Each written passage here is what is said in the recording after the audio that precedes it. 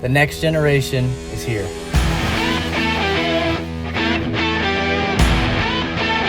And this is what it's all about.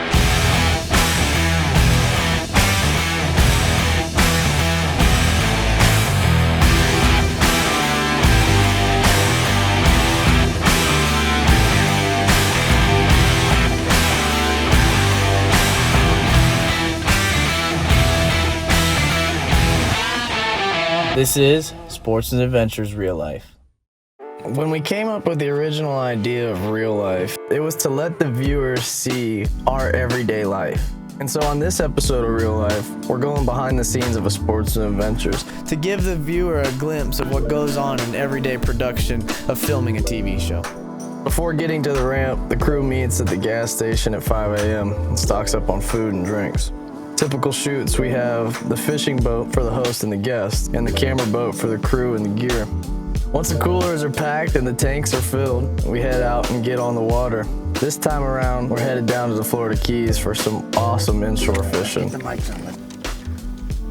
You're right. It's counterclockwise on your left. That's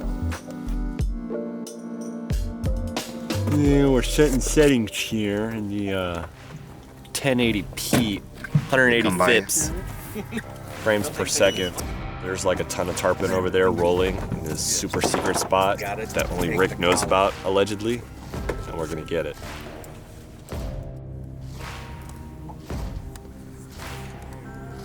Oh, there it goes. Cork down!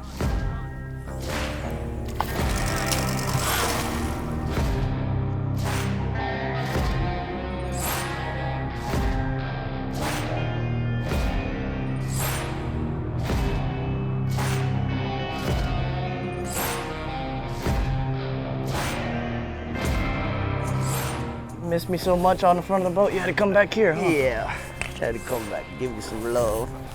Catch them. Okay.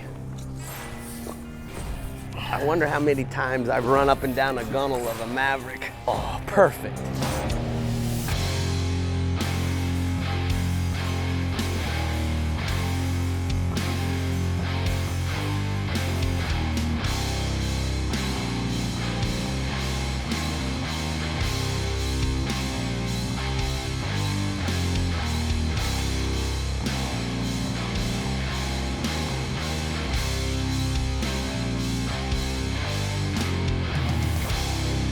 I want to ask you, Bub, when did you know that you wanted to be in the fishing business? I've never wanted to do anything else. No. It was weird too, because it was like growing up, it always had everybody ask. I was always at the hip the whole time, and everybody would ask you, you gonna do what your dad does? You gonna do what your dad does? Well, maybe not do what my dad does, but I definitely want to make a living in the fishing industry. Right. Because I've never been one to go sit in an office, I can tell you that. Well, I'm going to say, you've had some really, and I'm not saying this about myself, I don't imagine growing up Rick Murphy's son was any cakewalk. I can tell you, being Rick Murphy's not a cakewalk. I hear you. And the pressures that you get from sponsors and clients and whatnot is a lot. But I got to say, you've got with John Cooper and fishing with Joe Niebuhr as a young guy out offshore fishing, and now you're fishing and doing guide mating on the diversion. Yeah, doing for some blue marlin in the fishing Bahamas. in June, and tarpon fishing in May, and guess what, next week we're going offshore fishing. Going to Louisiana with Chris for Trossett. Yellowfin tunas and redfishing inshore on my days off. Well, I gotta tell you, I don't say this enough, but I'm really proud of you. Thank you. We out here catching the poon. So I got started fishing with Rick. Let me tell you the first time. I don't think I can tell that story on camera. I was working as a second camera man for the show. And so I got promoted to producer pretty much in one day. And then been like that ever since. But this is fun. Keeps you on your toes, that's for sure. I met Rick Murphy in 2001 in a Redfish tournament, and we immediately became friends. and he's had me working for him ever since. Different positions, but we become best friends. He was best man at my wedding, and I remember Ridge when he was a little baby.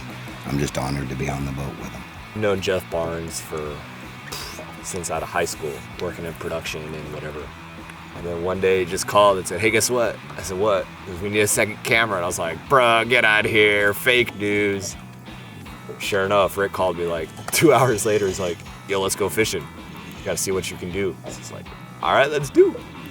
And the rest is history. Here I am, almost 5 years later. No, I started, I got the job just through a friend of a friend. Dave Farrell and I worked together at the World Publications magazine world for about 20 years, actually. And he called me and said that Rick might be looking for someone else to do some still work and some drone work, and that's how I got hooked up with these boys. And it's been almost a year now. Done a lot of good traveling, some great spots. Love every time we go somewhere. It's always a good time, and we just get to see some great action.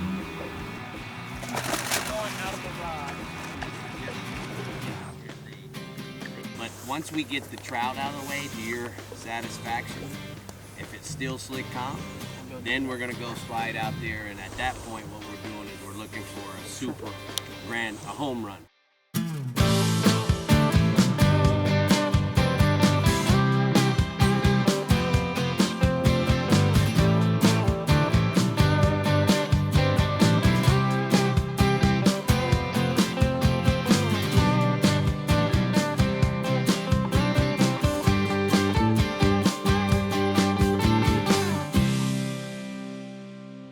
With any good TV show comes a lot of pre-fishing. For a few weeks beforehand, me and my dad were constantly out on the water. We found this giant school of redfish that was really like finding the needle in the haystack, and we knew that was gonna be our home run for the TV show as far as closing it out and making the most epic show we could possibly make.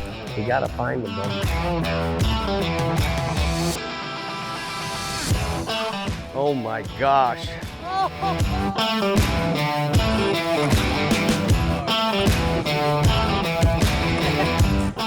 This one's built like me and that one's built like Colin. Hey, hey, hey. Oh, look at that stud. Big redfish, Ridge. Nice fish, Pop.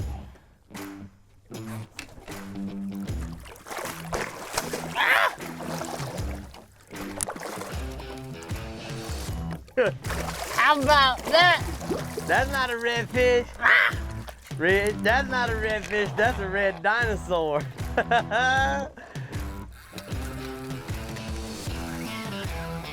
Oh, sounds like you got something on. I got him on. Playing with dinosaurs over here, huh? I love it, I love it, I love it.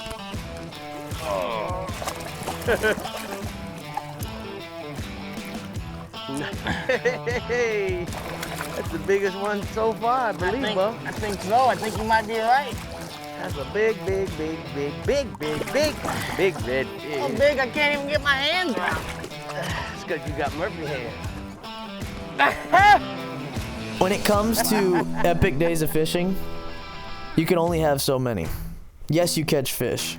Yes, you take pictures. Yes, you remember individual fish. But when it comes to solid days of nonstop action, there's some that just stand out. And by far, this is one that stands out in my memory and probably will for a really long time. And that's what makes this a real life.